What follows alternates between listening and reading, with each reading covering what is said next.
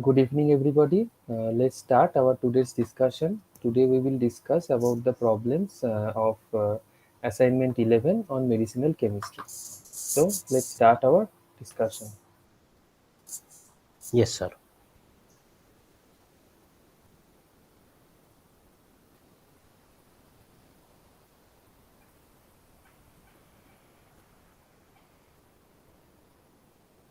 Okay, is my screen visible? Yes, sir. Yes, sir. Okay. Okay, so our first question is which of the following enzymes is responsible for processing HIV proteins during the production of the new viruses? So there are four options: integrase, protease, reverse transcriptase, and DNA polymerase. So we have to pick out the right option. So what is the right answer?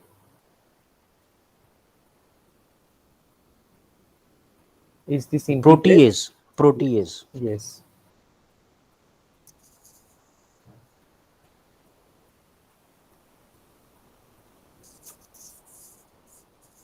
Okay. So what happens? About the other options, that is, first option is the integrase.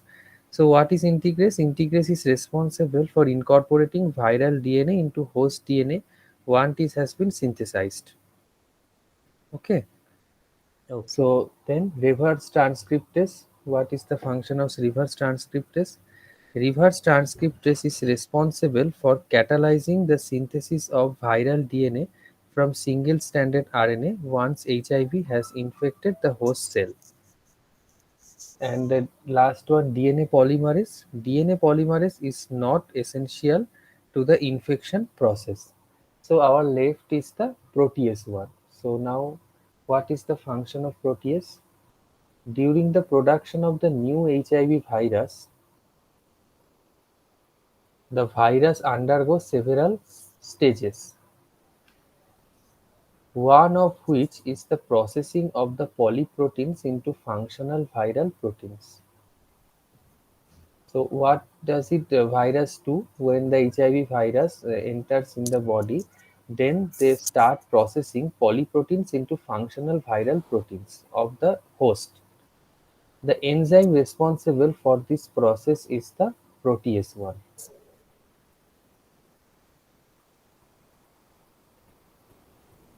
Okay, so when HIV enters a host cell, it converts its RNA, the RNA of the host cell genome, into DNA using an enzyme called reverse transcriptase. The newly synthesized DNA is then integrated into the host genome by an enzyme called integrase. So these all are stepwise mechanism and connected with each other. Then the integrated DNA is then used by the host cell to produce new viral RNA and the proteins. So this is very important mechanism that they manipulate the host cell in such a way that our host cell start producing new viral RNA and the proteins. Okay.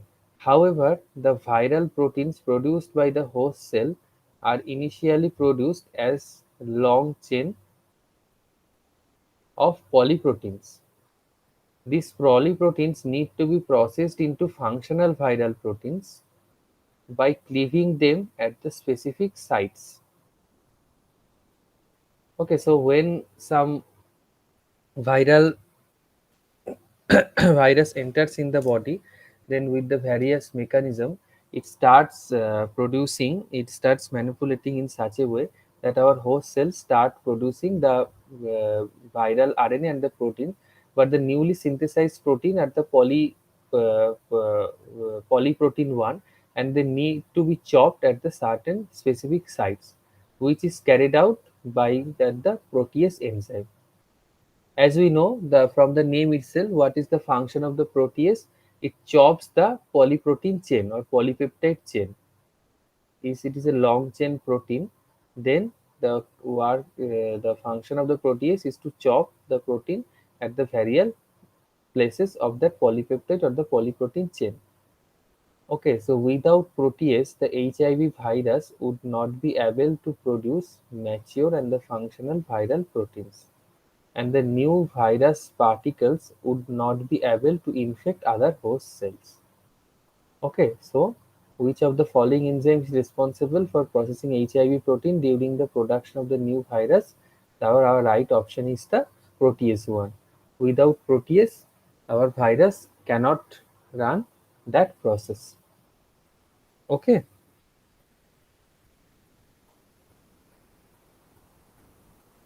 okay, any doubt? No, sir. Okay, so let's move to our next question. What sort of heterocyclic ring is present in the histamine? Imidazole ring. Imidazole ring. So let's see what is the structure of histamine.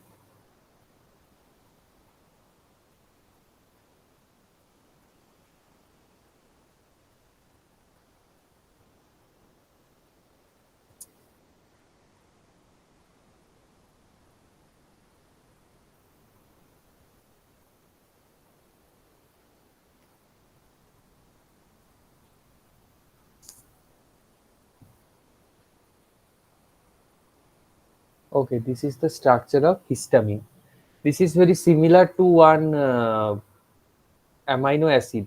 Can you tell me the name of that amino acid? Only the carboxyl group is absent in the histamine. It's proline. No, not proline. It is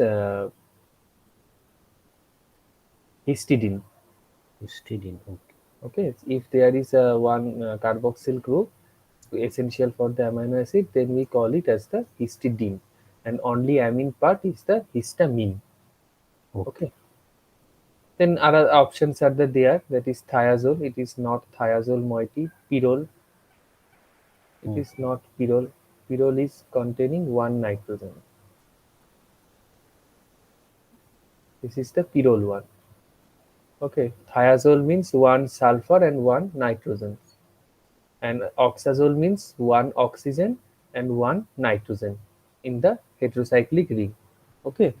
So Okay. from the structure itself, we can conclude that our histamine contains the imidazole ring. Okay. So what is histamine? The heterocyclic ring present in the histamine is the imidazole. G. Definitely imidazole one. And then histamine is an organic nitrogenous compound that is involved in many physiological processes such as allergic reaction, Yes. inflammation, and neurotransmission. The imidazole ring in the histamine consists of the two nitrogen atom and three carbon atom. From the picture, from the structure, we know that this is one nitrogen, this is two nitrogen, and how many carbon are there? One, two, and three. Okay, so two nitrogen atoms and the three carbon atoms in a five-member ring. The ring structure is important for the biological activity of the histamine, as it allows for the interactions with specific receptors in the body. So this imidazole, so this imidazole moiety is very interactive. Okay, this biological, it has a very wide range of biological activity, this imidazole moiety, as this ring itself is present in the amino acid histidine. So it is very much important for the interactions of the various receptors in our body. So this ring system is very important for the interaction. That is why it is said that for the interaction, receptor specific interaction in the body, this imidazole ring is very much important. Okay. Yes, sir. Okay, Rajesh ji, can you just give me 5 minutes? I think just five Okay. minutes. I will Okay. get back. No Okay. problem. No problem.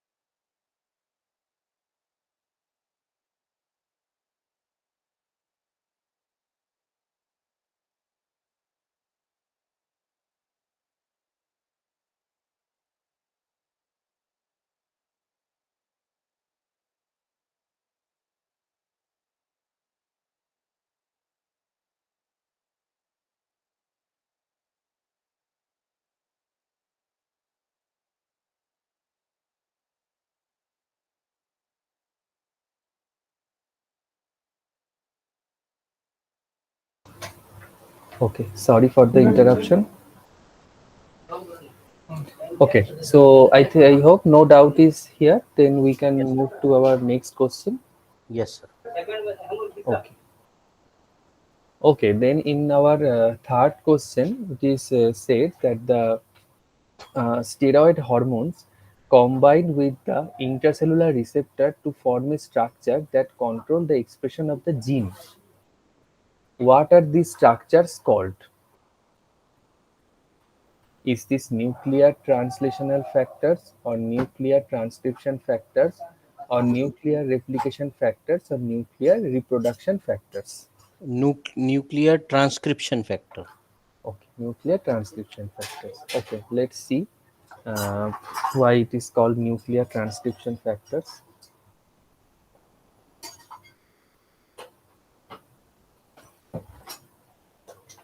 Okay, so the structure forms when steroid hormones combined with the intracellular receptors are called the nuclear transcription factors. Right. Okay, so steroid hormones are the lipophilic. And what is the lipophilic? I said earlier. Yeah, it's like to the water molecule, mm, means polar non-polar molecules. then how it is the water? Is this the water or something else? Polarity and non-polarity. But lipophilic means what? Its tendency to get dissolved in. Water Sure. or polar molecule or non-polar molecule. Lipophilic means dissolve in the fat. Yes. Fat. But this is non-polar solvent. Okay. Non-polar solvent. The lipophilicity of a compound is the measure of its tendency to get dissolved in the non-polar solvent. Non-polar solvent.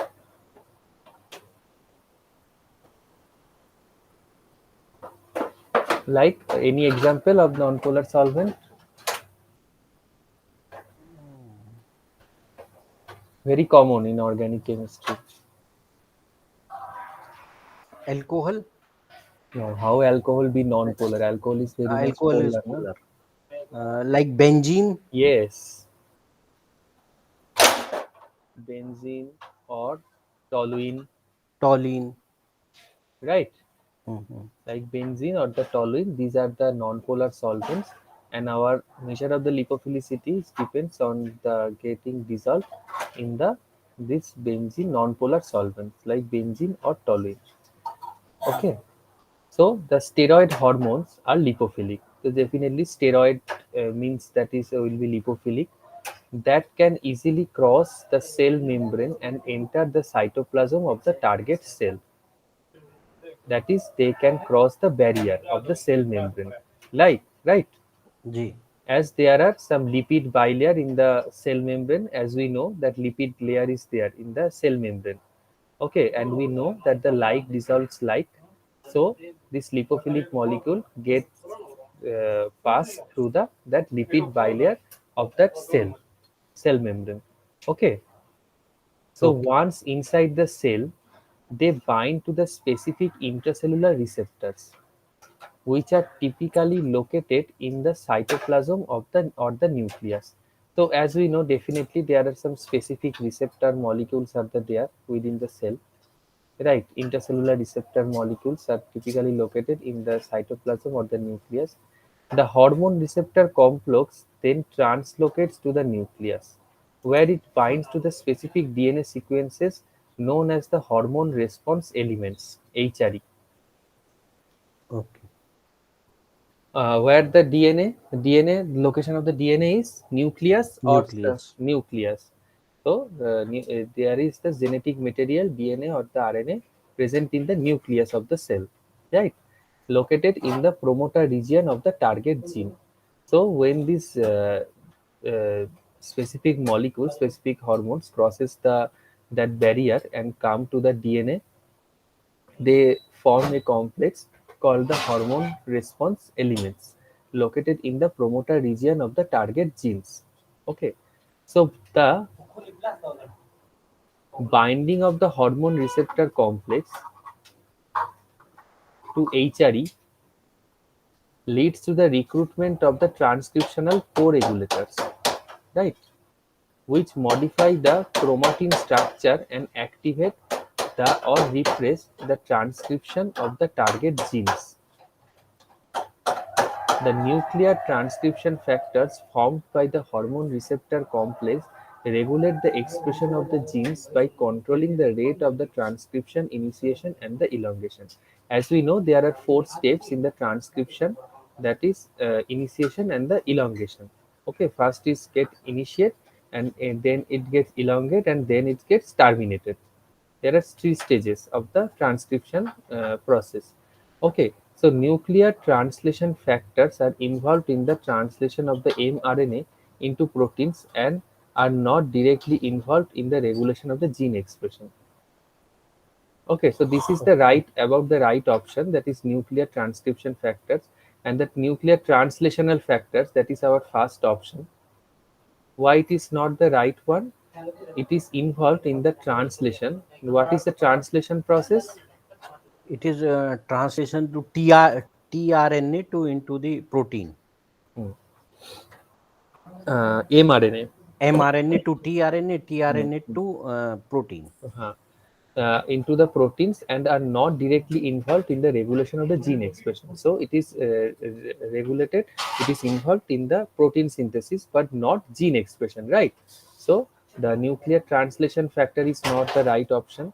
Okay, nuclear replication factors are involved in the DNA replication. What is replication? Replication means it's divide into the more Formation of DNA, right? formation of DNA.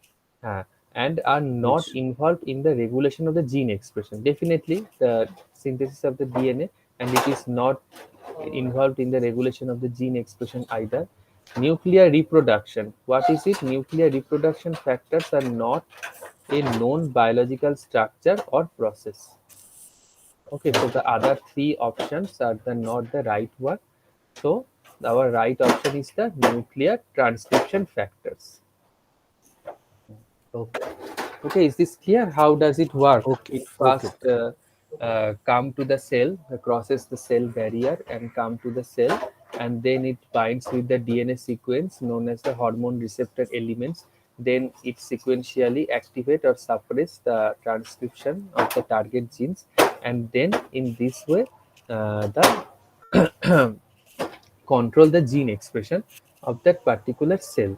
Okay, so this is called the nuclear transcription factors. okay, Okay, okay, sir. okay. So I hope there is no doubt.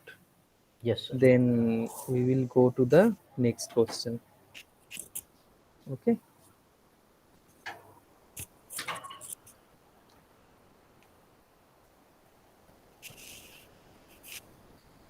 okay. So in the next question, it is saying the following structure is a protease inhibitor. What is protease? What is the function of protease? Cleaving of the protein. Yes, closing. Okay.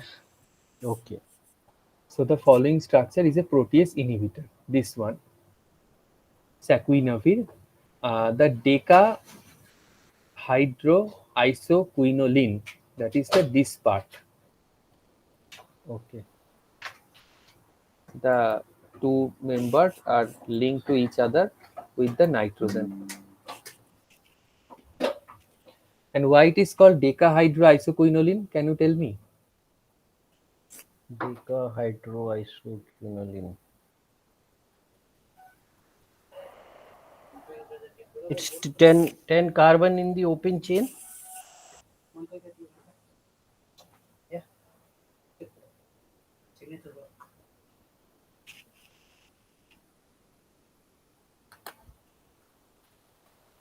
This is the what does structure called? Uh,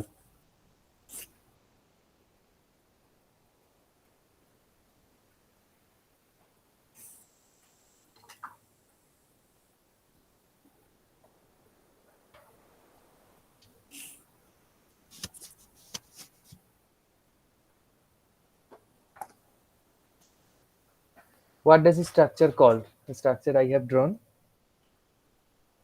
this one, Isoquinoline. isoquinoline. Yes. And if nitrogen would be there, then what we call it? Quino, Quinoline. Quinoline. Yeah, exactly. So, can you tell me why it is called decahydroisoquinoline? Because it is completely saturated. Because it is completely saturated. No double bond is there, right? Yes. Okay. So, deca and 10 hydrogens are there in that. So, that is why it is called the decahydroisoquinoline. Okay.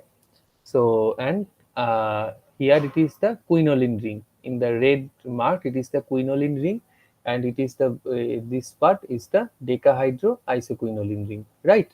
Here, nitrogen is the adjacent to the ring junction. That is why it is quinoline ring. Okay, have you got it, everybody? Yes, sir. Okay. So, decahydroisoquinoline ring system in the protease inhibitor shown above was used to replace an amino acid residue that is present in the lead compound used in the development of the saquinavir. What amino acid was replaced?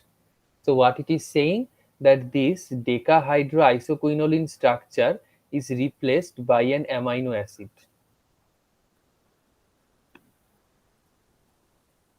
So, in the lead compound, and what is lead compound? We discussed earlier. Can anybody tell me what does lead compound, definition of the lead compound? Which start the starting point of the research or main compound Yes, to which develop the the main yes, compound. yes, the starting point of that our research, our drug development, right? So there may be some drawbacks in that lead compound. It may related to some kind of toxicity or something. Then further modification is required on the lead compound to improve the drug efficacy of the drug, right? Okay, so what amino acid was there? Is this proline? Is this phenylalanine? Is this aspartic acid? Or is this tryptophan? Proline. Proline. So can you tell me what is the structure of the proline?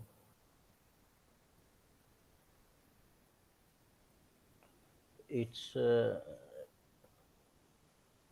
similar to this moiety, like a benzene ring, and one is this. Yes. No, there is no benzene ring in the proline. This is only this moiety, pyrrole moiety. Okay. Okay, pyrrole moiety.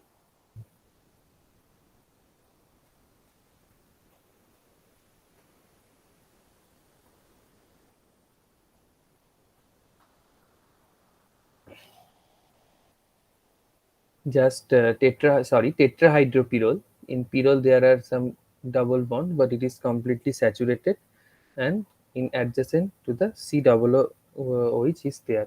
So can you tell me, this is a very proline has a very other kind of features than the which is special feature compared to the other amino acids. Can you tell me what is this?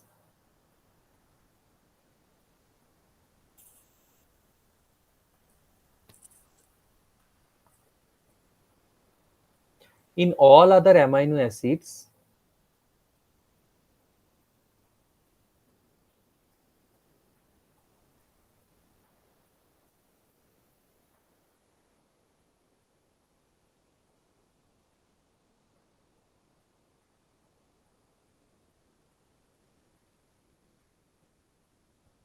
okay, so R group may vary in various amino acids, and in all kind of amino acid, this NH2 group is free. That is, it is a primary amine, right? You know what is primary amine and secondary amine and tertiary amine? Yes, sir. Yes. Okay. So this is what kind of amine is here? In other amino acids, it is Primary. primary amine, and in proline it is Secondary. secondary. Secondary amine is there in case of proline, and in case of the other kind of amino acid it is primary amine. So let's see what why proline is the right option. The amino acid that was replaced by the decahydroisoquinoline ring system is proline. Okay, the another feature of the proline is used as the helix breaker. Okay, when in a complete helix, then in place of the turn, like these are the if the structure of the protein, that hairpin structure, then this here in that part proline is placed, because proline is the helix breaker, used as the chain breaker or the helix breaker of an helix. Okay, so this is a protease inhibitor that is used in the treatment of the HIV infection. Okay, protease inhibitor are a class of the drug that block the activity of the HIV protease enzyme, which is required for the production of the mature infections viral particles. As we discussed earlier, that protease, what does protease enzyme do? That is very important for the viral replication in the host cell. Okay, so saquinavir contains a peptidomimetic structure that mimics the structure of the HIV protease enzyme, which allows it to bind tightly to the active site of the enzyme and inhibit the activity. So as you can see that here some C double bond O and NH and tertiary butyl group is there. So can you tell me what is peptidomimetics? What is the advantage of the peptidomimetics?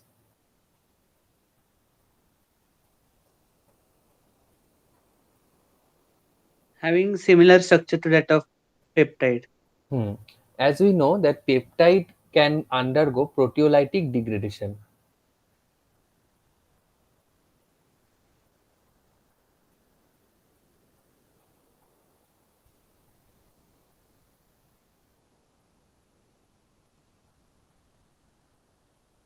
Right. So as we know that due to that amide bond can undergo proteolytic degradation. So here we modify in such a way that peptide functionality is there, but it is more stable in the physiological condition, that it doesn't undergo any kind of degradation process. So it inhibits, so it mimics the peptidomimetic structure that mimics the substrate of the HIV protease. Okay, and it binds to the active site of the enzyme. So that is how it blocks the activity of that enzyme. Okay, so this is why it is a protease inhibitor. And in the development of this drug, the lead compound was modified by replacing an proline residue with the decahydroisoquinoline ring system.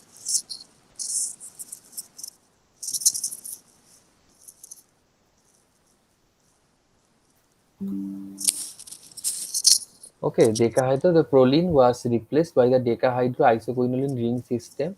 The proline residue is normally present in the substrate of the HIV protease enzyme and interacts with the active site of the enzyme. This is very important. Why proline is used? Which proline residue is normally present in the substrate of the HIV protease enzyme and interacts with the active site of the enzyme.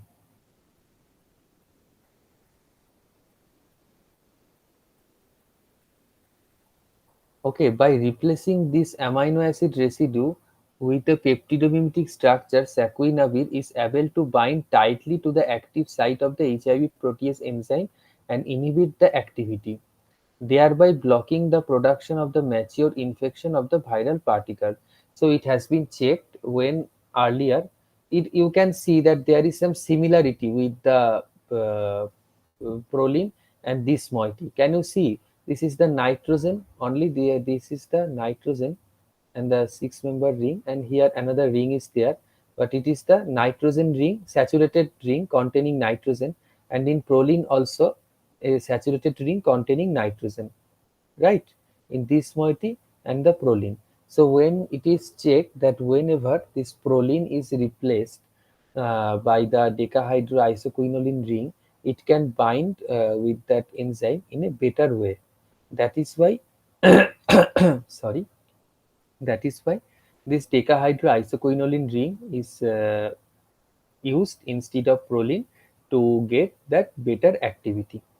Okay, so the other options, aspartic acid, phenylalanine, and the tryptophan, are all amino acids that are not typically present in the substrate of the HIV protease enzyme and are therefore unlikely to have been replaced in the development of the saccharinophage. Okay, so any doubt? No, sir. Okay, so can we move to the next question? Yes, sir. Okay, okay.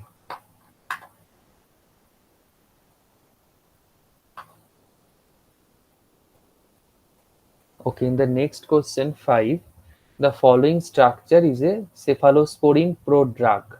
What is prodrug? As such, it is inactive after metabolism becomes active and produce action. Yes, in normal state it is inactive, but in the physiological condition by the metabolism it becomes active, right? So the following structure, cephalosporin prodrug of an alkylating agent, what enzyme can be linked to the antibody to release the alkylating agent? Okay, this strategy we discussed earlier, that an enzyme can be linked to an antibody, then antibody goes to the finds the antigen,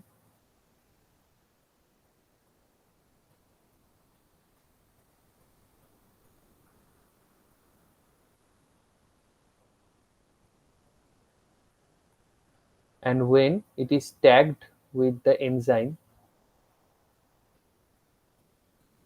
this enzyme present here shows some action of that particular molecule that cleaves the prodrug, that is the alkylating agent is released. Okay, this antibody antigen is very specific reaction,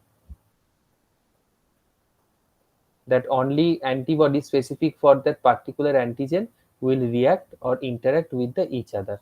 Okay, so the enzyme, which what is the right answer then?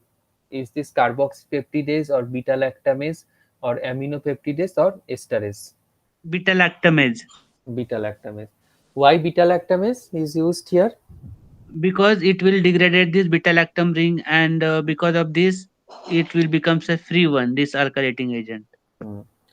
So here the beta lactam ring is there in the center, right?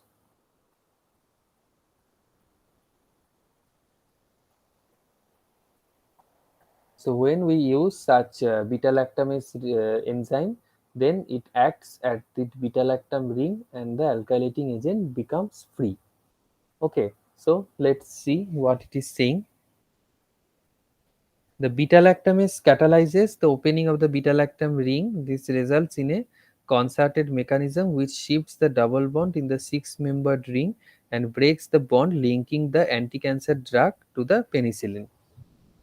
Okay, so cephalosporin prodrug of the alkylating agent are a class of the compounds that are designed to selectively target cancer cells.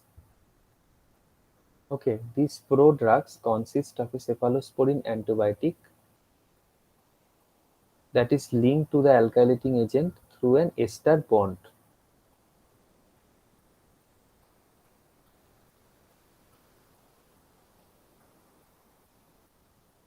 The cephalosporin moiety is designed to target cancer cells that overexpress the enzyme beta lactamase, which cleaves the beta-lactam ring in the cephalosporin molecule and release the alkylating agent. Okay, as we know that as cancer cell is overexpresses the beta-lactam enzyme, so we can tag that beta-lactam enzyme with that antibody to find out that particular type of the cell. To increase the specificity of the prodrug for the cancer cell, the ester bond linking the cephalosporin and the alkylating agent can be designed to be cleaved by the enzyme that is specifically expressed in the cancer cell. by linking an lactamase enzyme to the antibody that targets a specific antigen on the surface of the cancer cell. The prodrug can be selectively delivered to the cancer cell, and the esterase enzyme can release the alkylating agent from the prodrug, leading to the selectively cytotoxicity against cancer cell. Now, carboxypeptidase, esterase, and the aminopeptidase are all enzymes that are not typically used to release the alkylating agent from the cephalosporin prodrug. Beta-lactamase is actually used to cleave the cephalosporin moiety, but release of the alkylating agent. Okay, so is this clear? This question? Yes, sir. Okay. So that beta lactamase enzyme is used here to cleave the beta lactam ring, which can break this ring and release the alkylating agent. So our right option is beta lactamase. Okay, so let's move to our next question.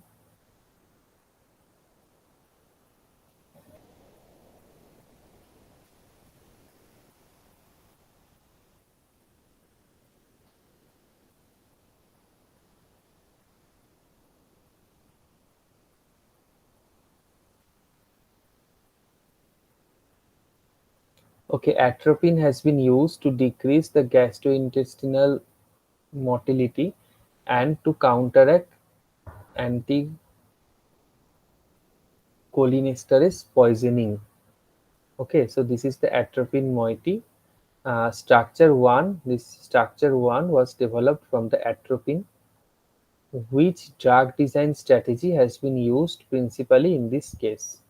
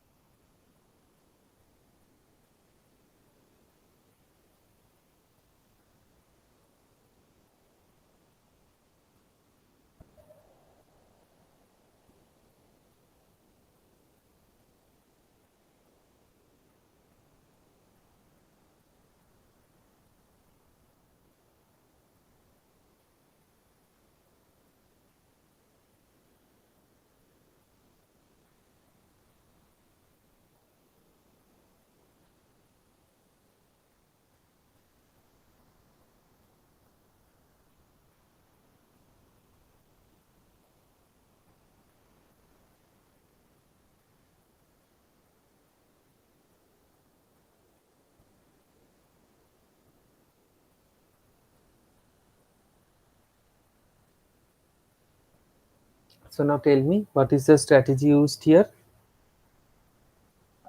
Simplification. from this to this? And what is the meaning of simplification?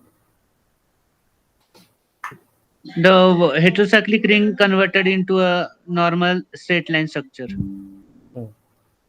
And what is the meaning of rigidification? Rigidification means double bond get formed. Hmm.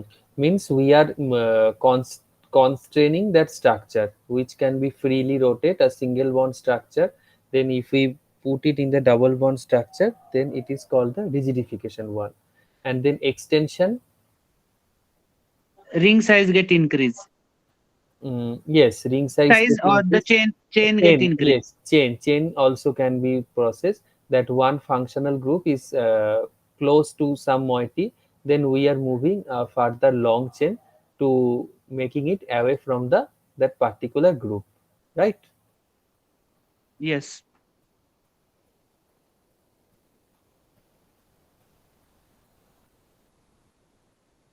This is called extension.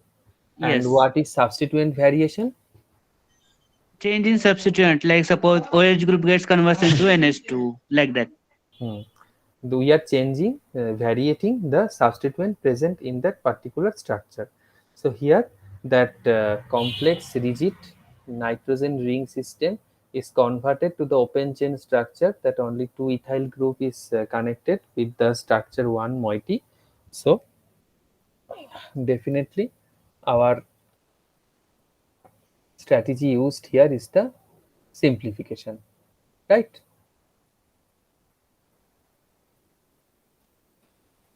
Okay, is this clear to everybody? Yes, sir. Okay.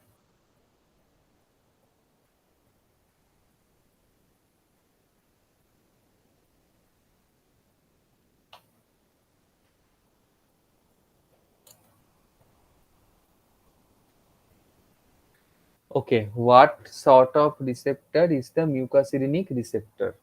Is this G protein coupled receptor or kinase linked receptor or the intracellular receptor or the ion channel? G protein coupled receptor. G protein coupled receptor. Okay, why it is so? The mucosirinic receptor is a G protein coupled receptor. There are five subtypes of the mucosirinic receptor involving two different kind of the signal transduction process. Okay, so what it is saying, let's see. GPCRs are a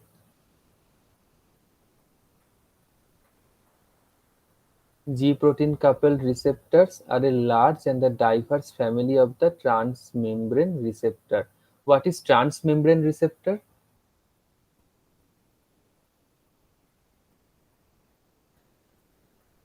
Which are passing through the cell membrane. Yes, which if this is the cell membrane, then it is passing through the cell membrane, right? This is called the transmembrane receptor that play a crucial role in cell signaling. They are involved in the transduction of the extracellular signal. Extracellular means out of the cell, right? Into intracellular response, right? Means this is the typical characteristics of the transmembrane, that is outer the these signals are getting inside the cell through these receptors, right? Which can affect a wide range of the physiological processes such as the neurotransmission, hormone signaling, and the immune response. So, this kind of transmembrane receptors play a very crucial role in case of the neurotransmission, hormone signaling, and immune response. Okay, the muscarinic receptors are subtypes of the acetylcholine receptors that are activated by the neurotransmitter acetylcholine. These receptors are widely distributed throughout the body and are involved in a variety of the physiological processes, including smooth muscle contraction, cardiac function, and cognitive function. When acetylcholine binds to a mucosirinic receptor, it triggers a conformational change in the receptor that allows it to interact with the intracellular G proteins. These G proteins in turn activate a variety of the downstream signaling pathway such as the cAMP, cyclic AMP, and phospholipase C pathways, which can lead to the change in the ion channel conductance, intracellular calcium level, and the gene expression. Overall, the mucosirinic receptor is a GPCR that play an important role in mediating the effects of the acetylcholine signaling in the body.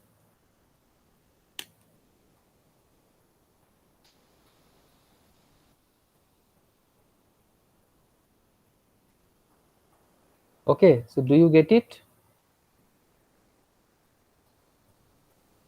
Yes, sir. Okay, so this is a very important one, that G protein coupled receptor.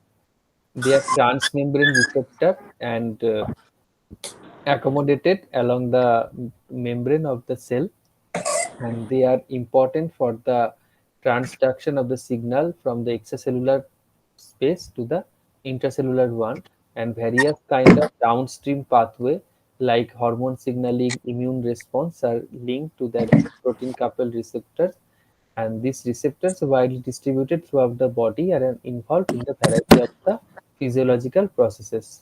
Okay, so our what sort of receptor is the mucosirinic is the G protein coupled receptor. Okay, Okay, sir. okay.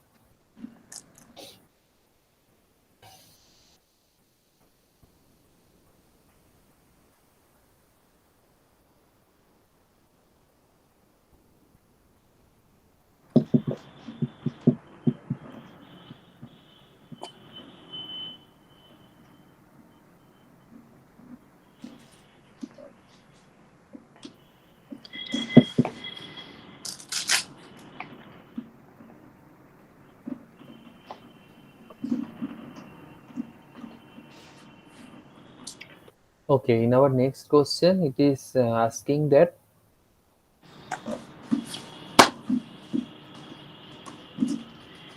what is meant by the GDEPT. It involves administration of an antibody which has an inherent catalytic activity designed to activate the prodrug of an anticancer agent. It involves the administration of an antibody linked to an anticancer drug. It involves the administration of an antibody linked to an enzyme such that the enzyme activates the prodrug, or it involves the delivery of a gene into the cancer cell such that the gene codes for an enzyme which can then activate the prodrug of an anticancer drug. So, what is the right option?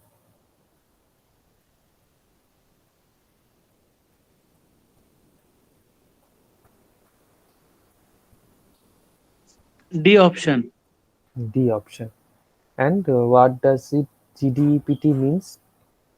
It means gene-directed enzyme prodrug therapy. That is the same type we discussed earlier, that an antibody is linked with that enzyme. That is the why we tagging antibody. That is for the directed delivery. Some that antibody is very specific for the antigen which are expressed by the surface of the cancer cells. Okay, so then that antibody, if there are, why this antibody is tagged to make it directed or make it specific interaction. Okay, in human body maybe there are various kind of, if we inject a certain kind of drug then it can circulate in the various place, but if we tag our enzyme with that particular antibody, then it will find out a definite cancer antigen uh, mediated by the surface of that cancer cell.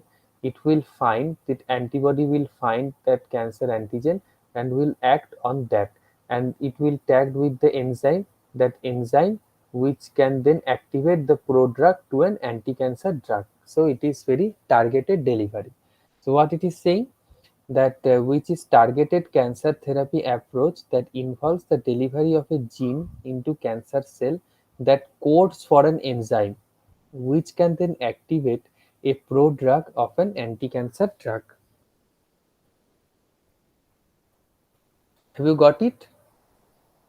So that gene is tagged with the antibody, and that gene at that particular site codes for an enzyme. As we know that gene can code for the various substances, then it code for the enzyme, and which can then activate a prodrug of an anti-cancer drug. Okay. In GDPT, a non-toxic prodrug is administered to the patient, which is activated by the enzyme produced by the delivered gene. The gene is usually delivered using a viral vector or other gene delivery system that can specifically target the cancer cells while minimizing damage to the healthy cells. Okay, once the gene is delivered to the enzyme is produced by the cancer cell, the prodrug is administered, which is then activated by the enzyme to produce the active anti-cancer drug. This localized activation of the prodrug by the enzyme produced by the delivered gene allows the targeted therapy that can selectively kill cancer cells while sparing normal cells. So as I said, that this is used for the targeted delivery of that therapeutics, that a prodrug is administered in the body. Okay, and that antibody is tagged with the gene, is applied in the body, then it antibody finds out that cancer cell specific antigen which are expressed at the surface of that cancer cell, and there this gene codes for the therapy, that for enzyme codes for the enzyme that changes the prodrug to the active drug, and in this way this therapy, gene-directed enzyme product therapy selectively kills the cancer cell without harming the normal healthy cell of the body.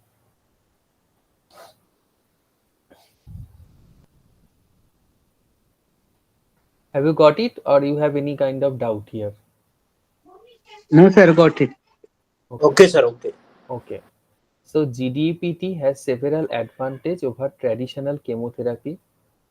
As chemotherapy, there are lots of side effects, as we all know, including reduced toxicity to the normal cell, increased selectivity for the cancer cells, and potentially increased effectiveness due to localized activation of the prodrug.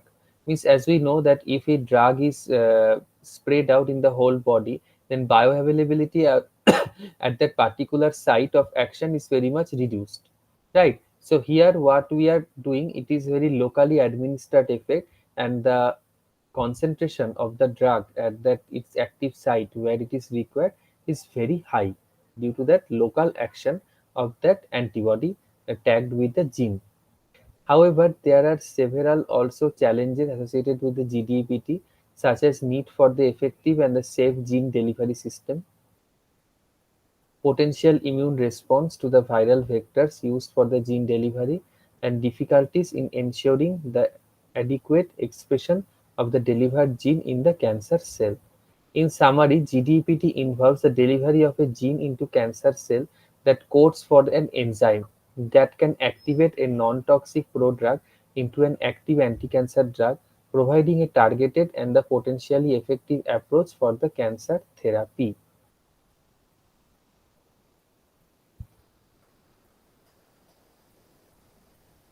So, a gene that is tagged with the antibody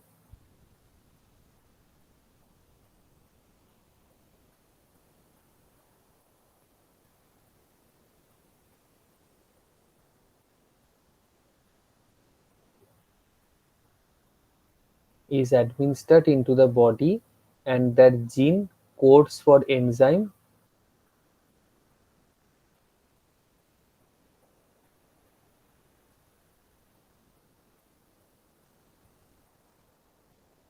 This enzyme changes prodrug to drug which can effectively kill the cancer cell. So is this clear? This approach, that gene directed enzyme prodrug therapy. Yes, sir. Yes, sir. Okay, so let's move to our next question.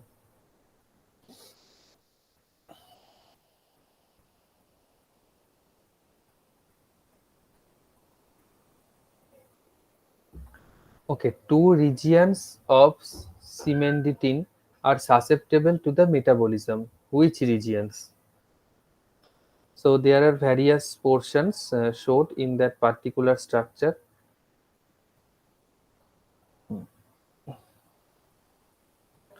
What ring is present in this structure? Imidazole. Hmm, imidazole. That it is A, that methyl group. This is B, the CH2 linker. The sulfur is the C, and this part is D. So which two part is susceptible for the metabolism? A and C. A and C. How? In A, what kind of change is here? The As it is methyl group, it will convert into acidic means COH group. yes, or it may be undergo for the oxidation. It may be COH group or maybe OH group. Means basically the oxidation is taking place, metabolic oxidation. Okay. So and then in case of the C, that is sulfur, what change is happening here? Oxidation. Oxidation. That in case of the sulfur, when it is the free state, that oxidation is taking place and it is getting oxidized. Okay, in free state, what was the oxidation state of the sulfur? Here, the oxidation state of the sulfur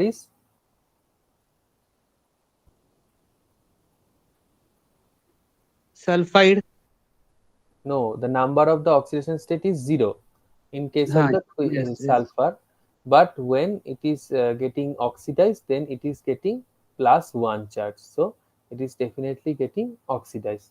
So the two susceptible part for the oxidation of two susceptible part, that is metabolic metabolism, is the A and the C. That is A part, that is the methyl group is getting oxidized, that is CH2OH, and the sulfur is getting oxidized to S plus and O minus. Okay, is this clear? Yes, sir. Okay.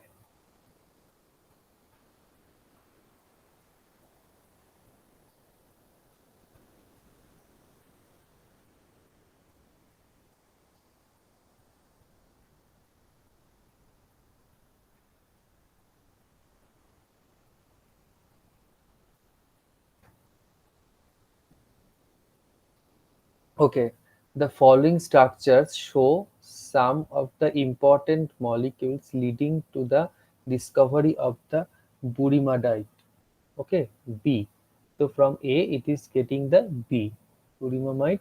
What strategy was used in developing the burimamide from the SK and F91581?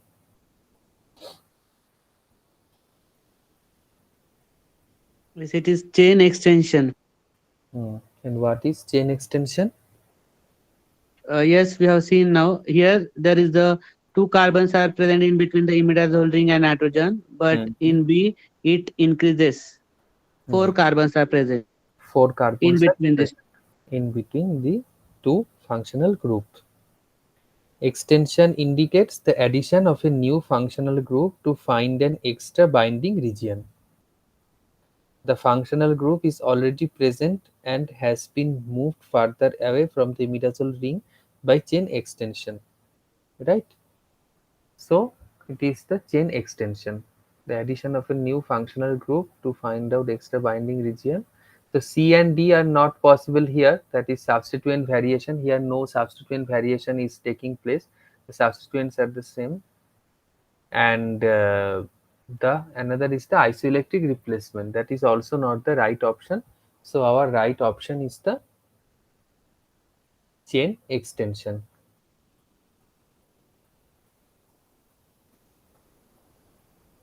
Chain extension is the right option.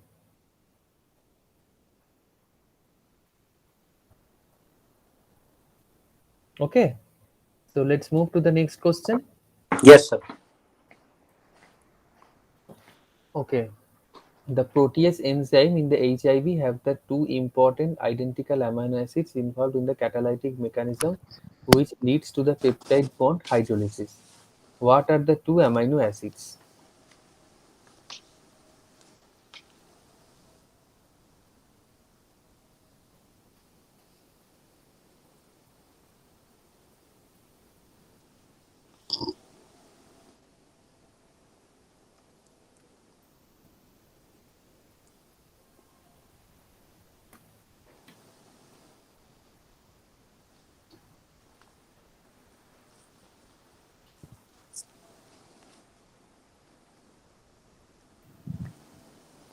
What are the two amino acids?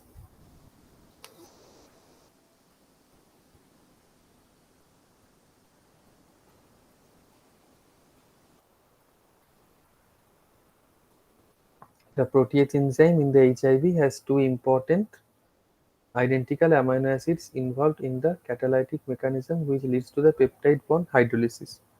So the right option is aspartic acid.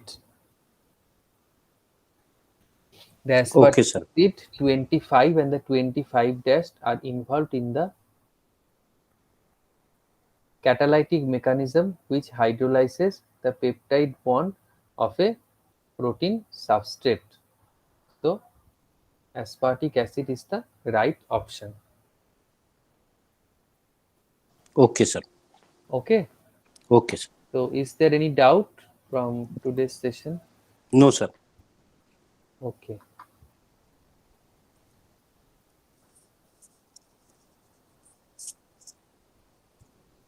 Okay, then let's. That's all for today. We will meet again Okay, in thank the you, sir. next Thank you. session. Thank you, sir. Okay. Thank you, sir. Thank you. Thank you. Thank you for joining.